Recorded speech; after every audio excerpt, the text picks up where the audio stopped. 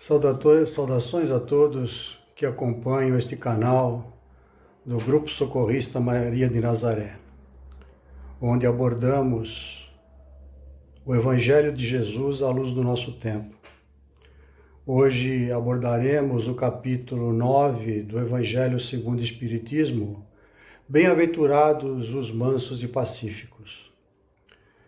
Neste capítulo, Kardec coloca algumas bem-aventuranças de Jesus, como aquela que diz que são bem-aventurados os mansos, porque esses herdarão a terra. Coloca também que são bem-aventurados os pacíficos, porque serão chamados filhos de Deus. Ainda ele inclui o ensinamento de Jesus, que diz que todo aquele que se irar contra o seu irmão será condenado e será réu de juízo. Como também será condenado toda palavra descortês, toda palavra ofensiva que o homem dirigir a seu irmão.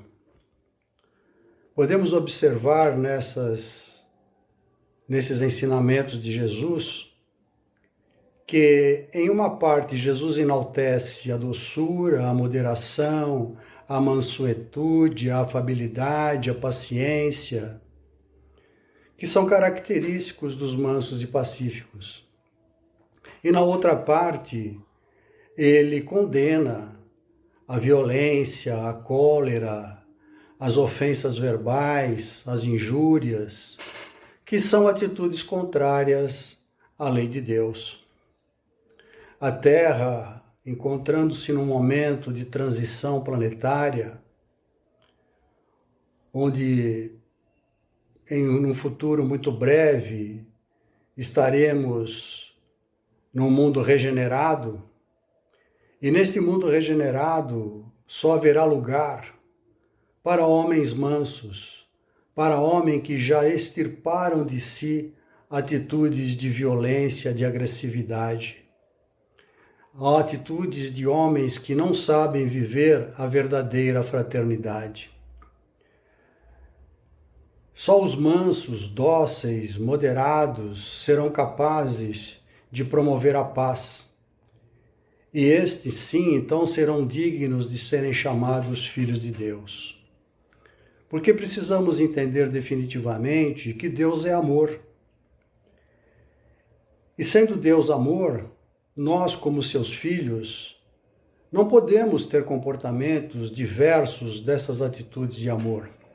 Atitudes que manifestam-se contrárias às leis do amor. Não nos esqueçamos que as leis de Moisés, os mandamentos, foram substituídos por Jesus ou foram contidos num único mandamento.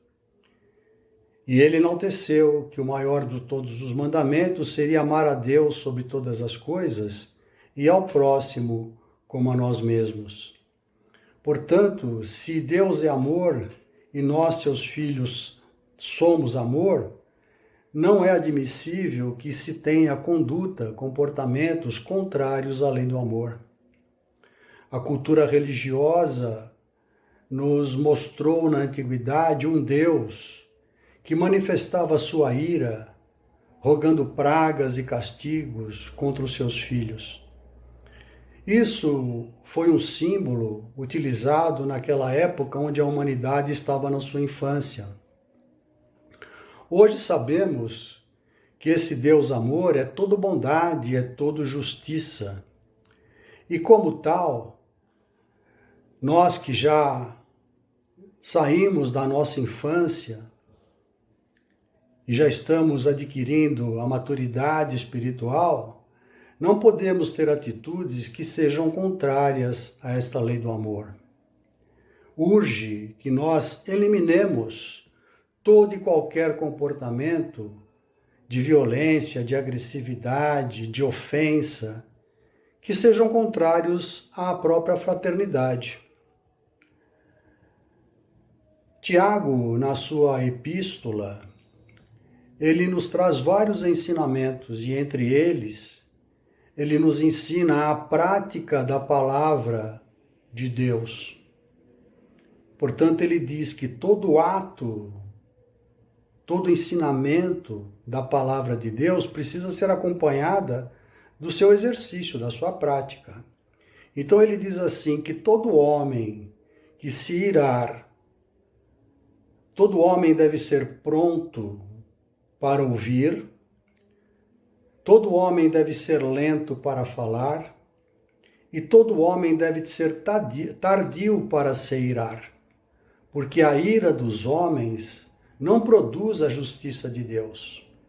Portanto, ninguém pode ser um homem digno de ser chamado filho de Deus quando as suas atitudes são completamente contrárias à palavra de Deus. Portanto, a justiça demanda serenidade, equilíbrio, moderação. Estas são qualidades próprias do homem de bem, do homem que se enquadra nestas bem-aventuranças. Todo homem que viver irado, agressivo, violento, ele vive um inferno em sua consciência. Há uma parábola zen que expressa bem esse estado de consciência do homem e que, logicamente, ele não pode ser feliz. Então, conta essa parábola que um samurai vivia atormentado num verdadeiro inferno em razão das lutas que tinha que promover, em razão das mortes que já tinha praticado, e isso o atormentava e muito. E ele vivia constantemente nesse inferno de consciência. Então ele resolve procurar um monge para que pudesse ensiná-lo o que é o inferno, o que é o céu, como conquistar, como chegar nessa condição. Então ele procura um templo e diante de um monge ele solicita: mestre, me ensine o que é o inferno, me ensine o que é o céu. Aquele monge para diante do samurai, de forma impassiva, olhando firmemente nos olhos daquele samurai, e em silêncio permanece algum tempo. O samurai começa a ficar atormentado, impaciente, diante da falta de respostas. E depois de algum tempo, o monge lhe responde: eu não posso ensinar a você, um samurai, que vem diante de mim com as botas enlameadas, armado de espadas e com a mente totalmente em desequilíbrio. Aquilo deixou o samurai ainda mais atormentado. E ele, já mostrando toda a sua ira, desembainha sua espada e a levanta para atacar o monge. E aquele monge, já diante da iminente agressão, levanta o braço e diz: pare. Aí começa o inferno. O samurai, surpreso pela resposta do mestre, que usa exatamente o seu comportamento para dizer o que era o inferno, abaixa sua espada, coloca na bainha e se curva diante daquele mestre, se mostrando muito envergonhado de ter tomado aquela atitude. E quando ele se curva diante do mestre, o mestre lhe responde: aí começa o céu.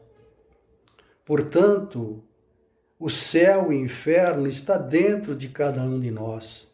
O céu e o inferno está nas atitudes que cada um de nós toma. Se queremos viver no céu, é necessário que tenhamos conduta compatível com a bondade, com o amor, com a fraternidade, com a solidariedade, com a caridade. Então, essas atitudes precisam definitivamente ser extirpadas de nós. para que sejamos dignos de habitarmos o novo mundo. Lázaro, na instrução dos Espíritos, ele nos fala que a benevolência produz afabilidade e doçura. Todo homem manso, doce, afável, procura paz e harmonia em todos os lugares onde estiver. Estas manifestações devem ser constantes e não podem ser apenas aparentes, não pode ser apenas um verniz social. Ele alerta ainda que alguns homens se comportam como verdadeiros tiranos domésticos, mostrando todo o seu despotismo diante de familiares indefesos. Isto é para compensar as atitudes daqueles com quem vive fora do lar, que os constrangem e que sofrem diante da autoridade de estranhos que não podem combater. Então eles procuram compensar esse tratamento que recebem na rua com atitudes de despotismo diante de seus familiares. É comum essas pessoas, esses tiranos, esses verdadeiros déspotas domésticos, terem atitudes de impor, dizendo aqui mando e aqui sou obedecido, não se importando com aqueles que estão diante de si atormentados, que estão pensando e também você é detestado. Portanto, não importa onde o homem esteja, seja com os seus próximos ou seja com aqueles que é obrigado a conviver fora dos seus lares, o homem deve ter uma conduta uniforme, que promova a paz, que promova a harmonia, que promova o bem, que promova a caridade em suas manifestações. Só assim os homens poderão ser dignos de habitarem a nova terra, a terra regenerada, onde o bem e a fraternidade estarão presentes em todas as condutas dos homens. Urge então que nós nos retifiquemos, façamos as retificações necessárias para sermos dignos de sermos chamados filhos de Deus, bem-aventurados, os mansos que herdarão a terra, os pacíficos, dignos então do título de filhos de Deus. Esta é a mensagem que queríamos transmitir nesta live, esperando que todos possam fazer uma grande reflexão sobre seus comportamentos, sobre suas atitudes, até pelos seus pensamentos e pelas suas palavras, para que possamos sempre estar conforme os ensinamentos do Cristo, conforme suas bem-aventuranças, colaborando para um mundo melhor, onde quer que nós estejamos, que sejamos os verdadeiros arautos da paz. Que as bênçãos de Jesus recaiam sobre todos nós, oriente nossos comportamentos, nossas atitudes, onde quer que estejamos. E assim nos despedimos, na paz de Jesus.